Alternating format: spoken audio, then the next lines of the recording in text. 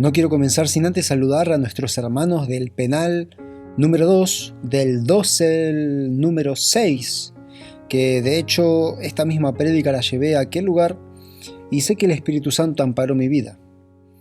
Fue de mucha bendición, porque el Señor desea más que nadie mostrar su gloria por medio de su palabra.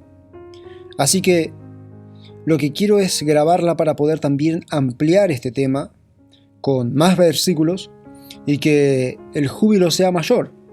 Gloria a Dios. Así que leemos 1 Corintios capítulo 2, verso 16. Dice la palabra: porque ¿quién conoció la mente del Señor? ¿Quién le instruirá?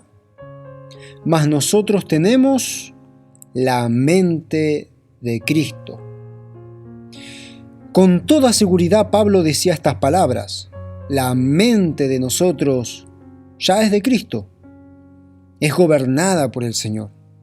El desafío de todo cristiano es mirarse al espejo y responder: ¿mi mente es dominada por Dios o es dominada por mis deseos? Pablo decía: ya no vivo yo, mas Cristo vive en mí. Ya se supone que no es mi intelecto, no es mi lógica la que dirige mi vida. Ahora mi mente la conduce Jesucristo por medio de su Espíritu Santo. Pablo había crecido tanto en su vida espiritual que se había dado cuenta que no era su mente lo que lo dirigía a predicar, lo dirigía a sanar enfermos, a liberar endemoniados. Era por la guianza del Espíritu Santo que venía a su mente, para luego hacer la voluntad de Dios. Y nosotros tenemos que tener la mente de Cristo.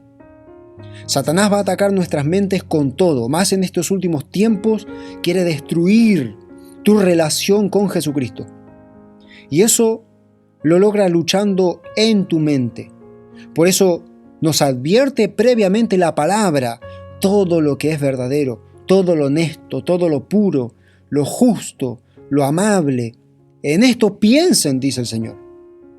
El arma más letal que tiene el diablo es controlar las mentes de los humanos. Esa es su estrategia. Y lograr que no acepten a Jesucristo como Señor. El resto no le interesa. Si tiene una vida exitosa usted o no, eso no le interesa, eso es punto y aparte. Su intención es estropear la imagen de Jesucristo, deformar su palabra, que es de vida eterna, para que no lo vean necesario a Dios en sus vidas. O hasta llegar a la necesidad de decir en su corazón: no existe Dios. Qué tremendo. Satanás sabe que una vida destruida comienza en la mente. Porque sabe que una vez que te puso un pensamiento que a vos te gusta, después lo vas a hacer. Uno primero piensa y después lo ejecuta. Pienso y después existo, decía el filósofo. ¿Por qué creen ustedes que muchos robos y asesinatos premeditados salen en las noticias?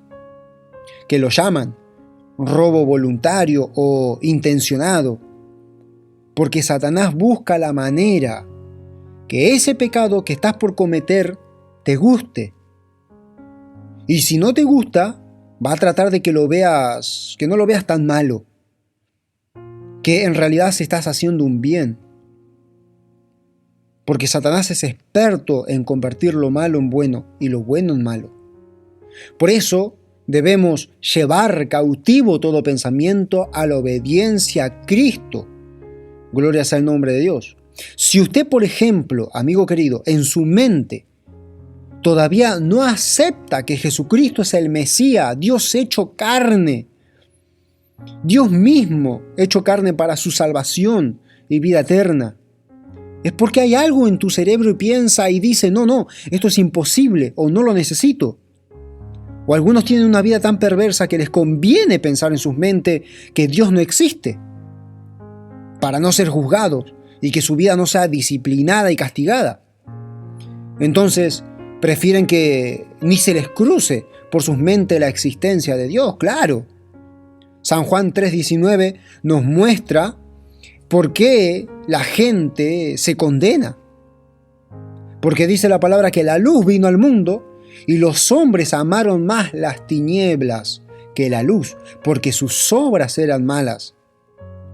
Porque todo aquel que hace lo malo aborrece la luz y no viene a la luz, para que sus obras no sean reprendidas, dice la palabra.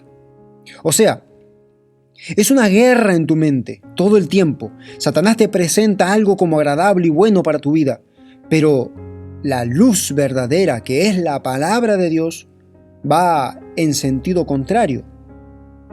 ¿Por qué creen ustedes que aún dentro de las mismas iglesias se permite la fornicación, el adulterio, que te cases con quien se te antoje, sin tener la aprobación de Dios? ¿Por qué creen que se mundanaliza la iglesia? Es porque se tolera todo. Satanás pone la aprobación de todo lo malo que hacen. Pero cuando lees la Biblia y se te abren los ojos, te asustas al ver la desaprobación del Señor. Por eso dice la palabra: mirad, pues, con diligencia cómo andéis, no como necios, sino como sabios, aprovechando bien el tiempo, porque los días son malos. Satanás aprueba todo, Dios no. Dios no. Muchas cosas parecen ser lícitas, ¿pero te conviene? Esa es la pregunta. Ahora, ¿por qué el Señor permite que vengan pensamientos del enemigo a nuestras mentes? ¿Por qué? ¿Por qué? El versículo que leemos que dice: mas nosotros tenemos la mente de Cristo, no está diciendo una vez convertido, una vez salvo, no nos vendrán pensamientos del diablo. Dios permite las tentaciones. Es más, corrijo, Dios tiene que permitir las tentaciones. Si quieren ver una situación que les va a erizar la piel y los van a hacer reflexionar, escuchen atentamente estos pasajes bíblicos y ustedes mismos van a sentir un aumento de fe cuando les toque remar contra la corriente. Alabado sea el nombre de Jesús. Si nosotros leemos Lucas capítulo 4, verso 1, dice: Jesús, lleno del Espíritu Santo, volvió del Jordán y fue llevado por el Espíritu al desierto. Acababa de ser bautizado en el Jordán, y ya el mismo Espíritu Santo, que descendió como paloma y posó sobre él, lo lleva al desierto. ¡Qué terrible! Y los cristianos de hoy, apenas llega una pruebita, le echan la culpa al diablo. ¡Ay, es que el diablo me da tan duro, yo siendo tan bueno! Que el Señor te reprenda. Bendito sea el nombre de Dios. Viene una gripe, el diablo. Viene un síntoma, el diablo. Viene el desempleo, el diablo. Toda la culpa la tiene el diablo. Pobre diablo. Ese sí que es un pobre diablo. Si se enteraran los cristianos que las pruebas vienen porque el Señor lo permite, seguramente le hacen una protesta a Dios y salen a quemar goma. Golpe de estado contra el Señor. Deje de quejarse, que fiel es Dios, que no os dejará, dice la palabra, que sean tentados más de lo que puedan resistir, sino que dará juntamente con la tentación la salida. La salida. No pondrá una carga más pesada de la que usted puede llevar. Y Jesús sabía eso. Por eso estaba tranquilo siempre. Bendito sea el nombre de Dios. Jesús, volviendo del Jordán, fue llevado por el Espíritu al desierto. No fue solo. Tampoco lo llevaron sus enemigos, ni sus discípulos, ni su propia familia, ni el diablo mismo lo llevó a ese lugar. Dios mismo decidió por medio de su Espíritu Santo meterlo en ayuno 40 días. Y que sea apercibido por Satanás, que sea instigado, provocado a que primero deje el ayuno, porque le dijo: si eres el Hijo de Dios, di que estas piedras se conviertan en pan. Ahí ya Satanás quería atacar su mente, desafiar su cuerpo hambriento, separarlo del ayuno, interrumpirlo. ¡Qué diablo charlatán! Y Jesús le dijo, no solo de pan vivirá el hombre, sino de toda palabra de Dios. Pero si Jesús hubiese utilizado su gran poder para satisfacer su carne, hubiese sido egoísta. Él tenía que demostrar que no solo de pan vive el hombre, sino de la palabra de Dios, contrario a las mentes materialistas de este mundo, que solamente viven para sus caprichos. El hombre secular de esta sociedad dice, bueno, comamos y bebamos que mañana moriremos. Eso es lo que dicen ellos. ¿Por qué creen que los gimnasios están llenos? Se operan la cara y quieren parecerse a John Travolta, a Rambo.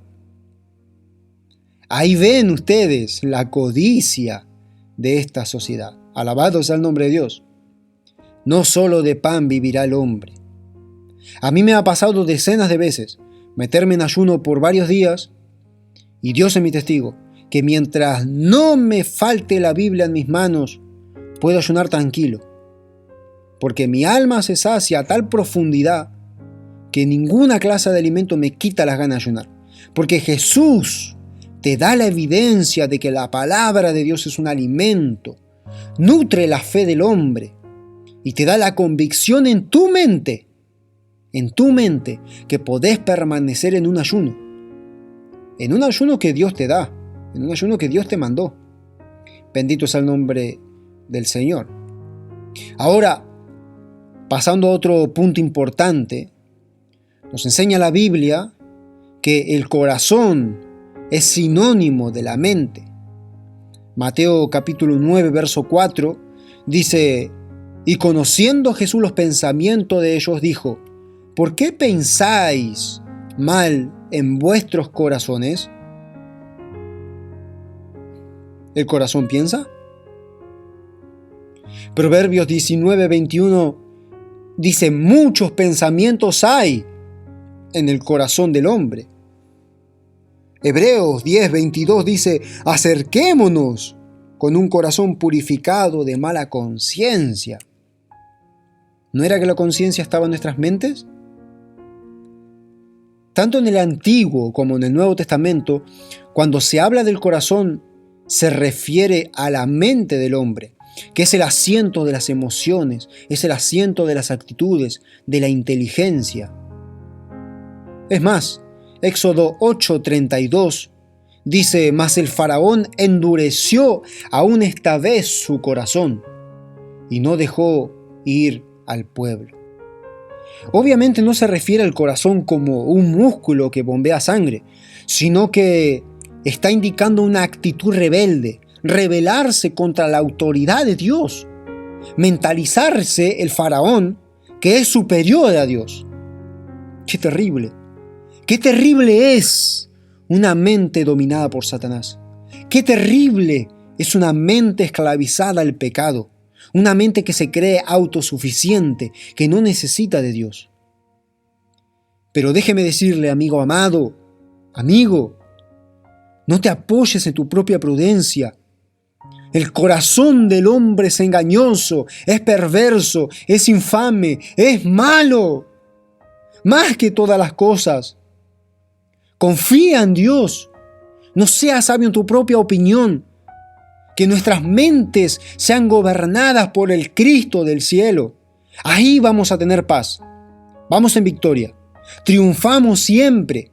Porque una mente saturada de la palabra de Dios, una mente en Cristo Jesús, es una mente libre. Libre para vivir conforme a la santidad de Dios, no a los malditos placeres de este mundo. Tengamos la mente de Cristo Jesús, que es una mente sana. Satanás te quiere hacer sentir un inútil, un bueno para nada.